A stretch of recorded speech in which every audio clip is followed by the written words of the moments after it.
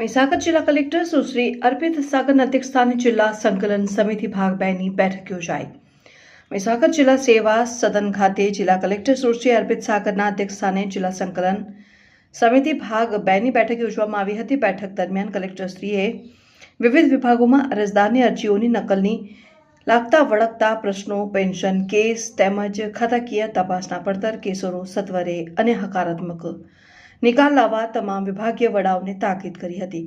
આ ઉપરાંત જિલ્લાના વિકાસ કાર્યોમાં જ્યાં 2 કે તેથી વધુ વિભાગોની સંયુક્ત કામગીરી જરૂરી હોય ત્યાં તમામ વિભાગોને પરસ્પર સીધું સંકલન જાળવી અડચણો દૂર કરવા અને કામગીરીને વેગ આપવા સૂચના આપવામાં આવી હતી।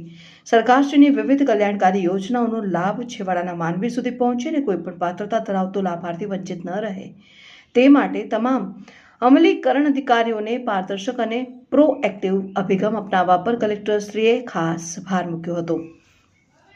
જિલ્લા વહીવટી તંત્રની કામગીરીને વધુ સુદૃઢ બનાવવાના હેતુથી યોજાયેલા બેઠકમાં જિલ્લા વિકાસ અધિકારી શ્રી યુવરાજ,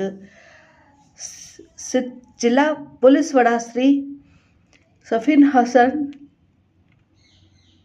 નિવાસી અધિક કલેક્ટર શ્રી વી લટ્ટા, તમામ પ્રાંત અધિકારીઓ અને જિલ્લાના વિવિધ વિભાગોના ઉચ્ચ અધિકારીઓ ઉપસ્થિત રહ્યા હતા।